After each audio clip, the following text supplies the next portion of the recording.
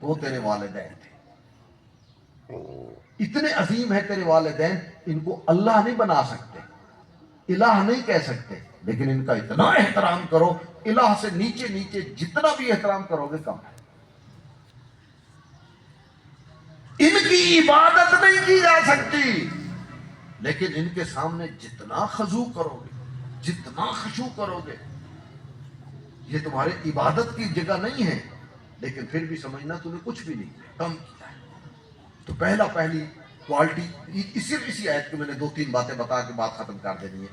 تو پہلی کوالٹی کیا ہو گئی کہ والدین کی عظمت اتنی زیادہ ہے کہ اللہ کہہ رہا ہے صرف اس کو اللہ نہیں کہنا، اس کی عبادت نہیں کرنی، اس سے کم جتنی بھی تو والدین کا خیال کرے گا تم سمجھو تم نے کچھ بھی نہیں کیا. ایک وَبِالْوَالِدَيْنِ احسانا، اور والدین کے ساتھ احسان کرو. یہ دوسرا آگے اسی آیت میں قَضَىٰ رَبُّكَ أَلَّا تَعْبُدُوا إِلَّا إِيَّاهُ وَبِالْوَالِدَيْنِ احسانا. ایک شخص گیا، میرے ذہن میں امام کا نام نکل گیا ہے، صبح ہی میں نے روایت دیکھی ہے، معصوم کی خدمت میں جا کے کہنے لگا مولا میرے تو ماں باپ ٹر گئے ہیں، وہ تو مر گئے ہیں، دفنا آیا ہوں، اب یہ احسان والا کام تو ختم. وہ جو کہا نا والدین کے ساتھ احسان کرو، وہ تو اب کام بندہ ہی نہیں دیا تو پھر احسان کیسے کروں گا میں؟ وہ تو فوت ہو گئے، دفنا دیا، میں نے ان کے لیے اچھا کفن بنایا، بہترین لوگوں کو بلایا، فرسٹ کلاس ان کے دوستوں کو دعوت دی، جو حقوق ہیں میت کے وہ میں نے سارے حقوق انجام دے دیے ہیں، تو اب یہ وبالوالدین احسانہ تو ختم. حضرت نے کہا نہیں، یہ ختم نہیں ہوا وبالوالدین احسانہ، خصوصاً وہ حضرات جن کے والدین اس دنیا سے چلے گئے ہیں.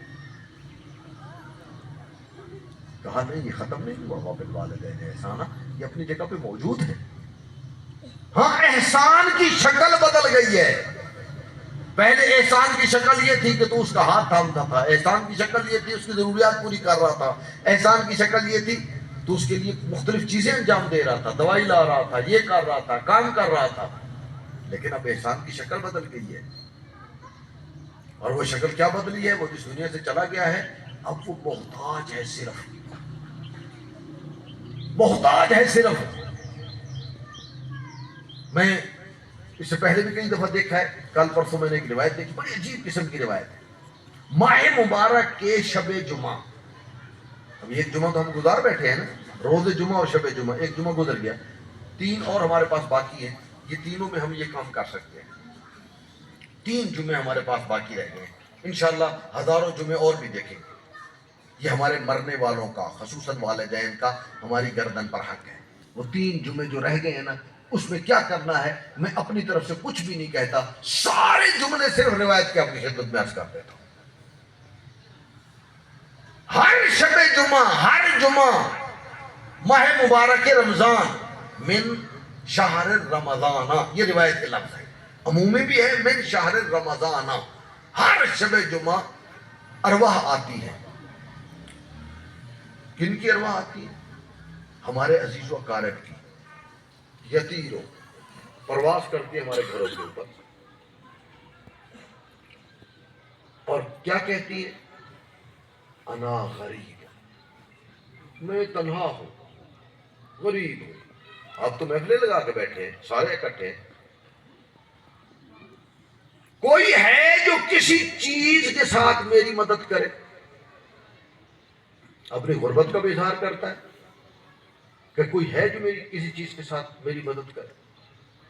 3 چیزیں صرف چھوٹی چھوٹی تینوں چیزیں، اور کوئی ایسی اہم چیز اس میں سے نہیں ہے کہ جس کی وجہ سے میں اگر یہ کروں تو غریب ہو جاؤں گا اور پتہ نہیں میرا کیا کچھ چلا جائے گا، اور پتہ نہیں، چیزیں بھی اتنی نہیں. پہلی چیز کیا ہے؟ من یعیننی بالصلاۃ، کوئی ہے جو میرے لیے دعا مانگے؟ کوئی ہے دعا مانگنے والا؟ میرا دوست، میں نے کئی دفعہ پہلے بھی آپ کو ذکر کیا، شیخ صدوق علیہ رحمہ کہتے ہیں کہ جب انسان کو اچھا کام کرتا ہے ایک تو اس کو 10 نیکیاں ملتی ہیں، لیکن اگر وہی اچھا کام 10 آدمیوں کے لیے کرتا ہے تو اب اس کے مرحومین کو 1 نیکی نہیں ملے گی، 1000 نیکی ملے گی. 10 10 10 10 10 یہ جمع ہو جائیں گے. ہر اچھے کام میں اپنے مرحومین کو شامل کریں. تو پہلا کیا ہے؟ من یعیننی بالصلاۃ، کوئی ہے ہماری دعا کے ساتھ مدد کرنے والا. دوسرا من یعیننی بالصدقہ، اس صدقے کے ساتھ. اور صدقہ شریعت نے نہیں معین کیا. اگر وہ کہہ دیتا نا صدقے کا مطلب یہ ہے کہ ایک گائے دینی ہے، تو سر پکڑ کے بیٹھا ہوتا کہاں سے لائیں گائے. تو 1 روپیہ صرف اس نیت سے. مجھے معاف کرنا، میں نے مناظر الاخرہ شیخ عباس کنی کی کتاب میں ایک جملہ دیکھا ہے، بڑا عجیب جملہ ہے.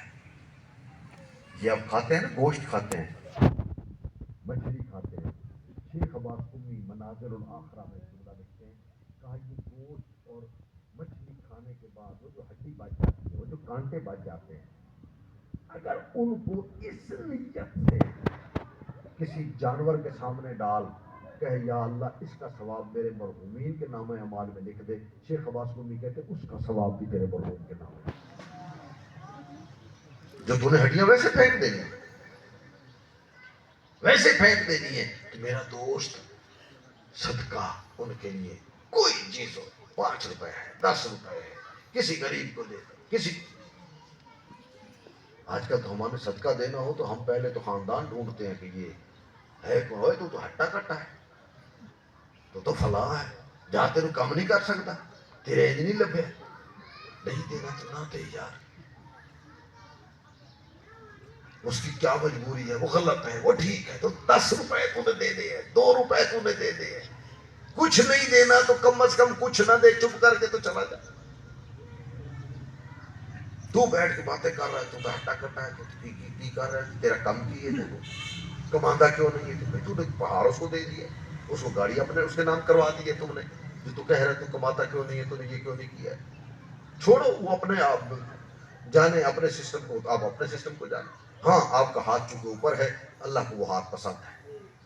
لینے والا ہاتھ نیچے ہوتا ہے، اللہ کو وہ بالکل ناپسندیدہ فعل ہے. جس طرح 2-3 چیزیں ایسی ناپسندیدہ، ان میں ایک تھی.